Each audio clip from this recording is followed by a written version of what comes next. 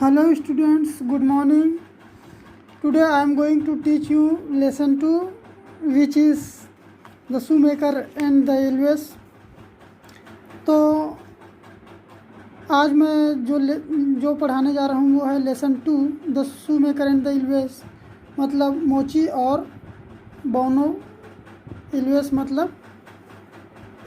मतलब होता है बौने। बौने वो जो फरिश्ते की तरह हो, जो अच्छा काम करे, है ना।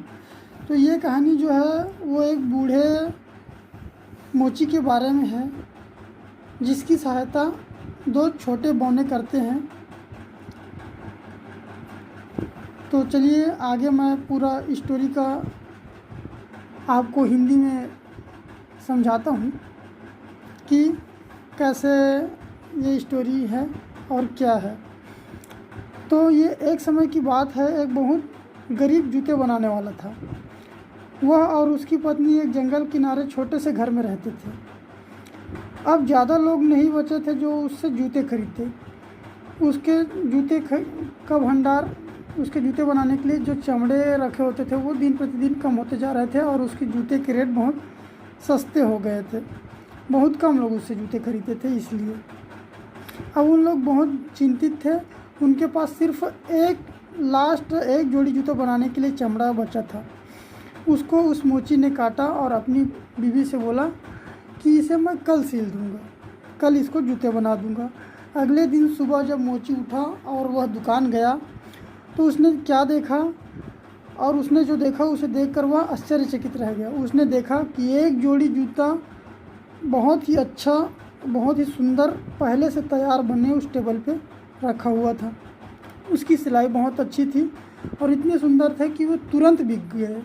और उसको बेचने के बाद मोची ने 2 जोड़ी जूते बनाने के लिए चमड़े खरीदे और उसको लाकर, उसको काट कर फिर से वहीं पे रख दिए टेबल पे और अपनी बीवी से बोला कि इसको मैं कल सिलूँगा। और जैसे ही वो अगले दिन सुबह अपनी दुकान गया तो उसने क्या देखा, उसने देखा कि एक बार फिर 2 जोड़ी जूता बना हुआ उसके टेबल पे रखा हुआ था, वो भी बहुत सुंदर। वो फिर से आश्चर्यचकित था। इस बार उसने अपनी बीवी को भी बुलाया, अपनी पत्नी को बुलाया और दिखाया कि देखो कितना सुंदर जूता बना हुआ रखा है पहले से।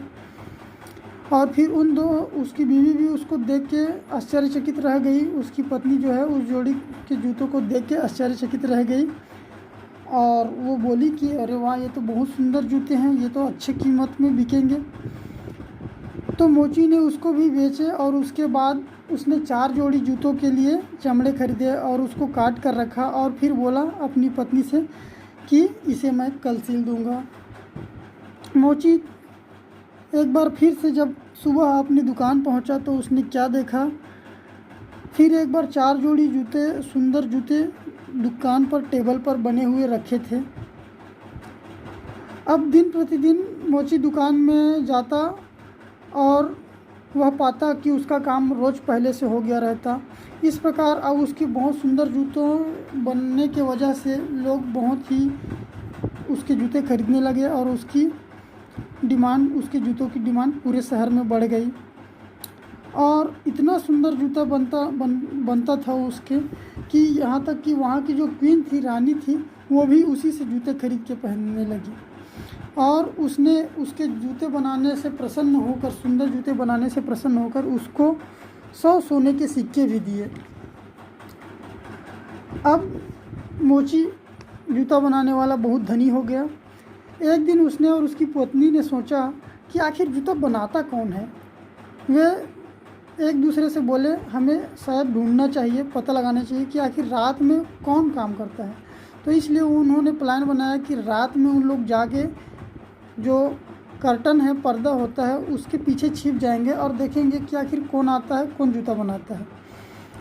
तो उन लोग रात में ही वैसे गए और एक कर्टन के पीछे छुप गए। बहुत देर तक इंतज़ार करने पर भी कोई नहीं आया। फिर उन लोग थक गए थे। तभी रात को 12 बजे अचानक खिड़की से कूदकर 2 बौने आए। 2 छोटे बौने जो नुकीली टोपी पहने हुए थे और उनके कपड़े सुंदर नहीं थे, वो फटे पुराने कपड़े पहने थे। वे टेबल के आसपास नाच रहे थे और उछल कूद कर रहे थे। तभी दोनों बौने में से एक बौना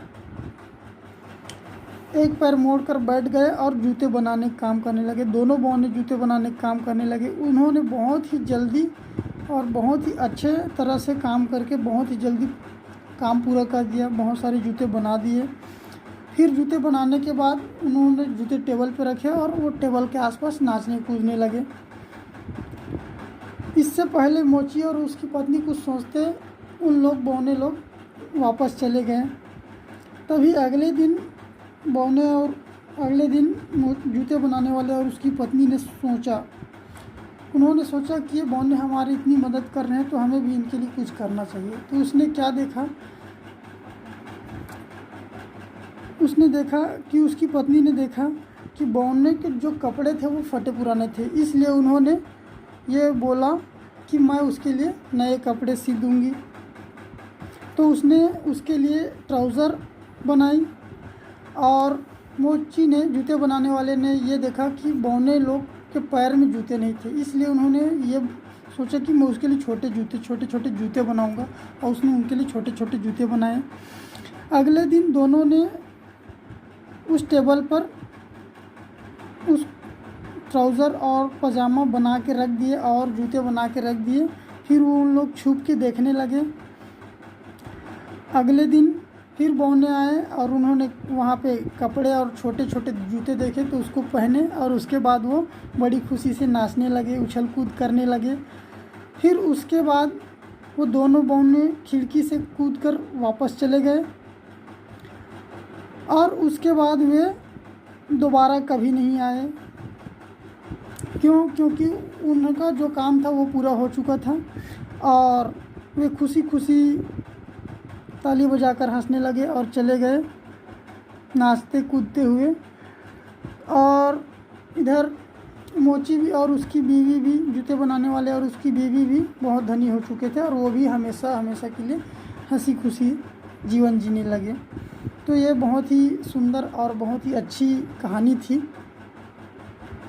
था जो फेयरी टेल्स में से है। ऐसी कहानियाँ हम पहले भी छोटे थे तो हमारी दादी नानी सुनाया करती थी। हो सकता है आप लोग भी ऐसी और कहानी सुने हो परियों से संबंधित। तो ये कहानी बहुत ही अच्छा है और इससे मन इंस्पायर होता है कि कोई नई कहानी लिखें, अच्छी कहानी लिखें। तो और ये एक शिक्षा भी देता है कि यदि कोई आपके लिए कुछ करता है तो आपको भी उसके लिए कुछ करना चाहिए। ठीक है, थैंक यू सो मच। आगे का इसका आंसर क्वेश्चन बाद में करेंगे।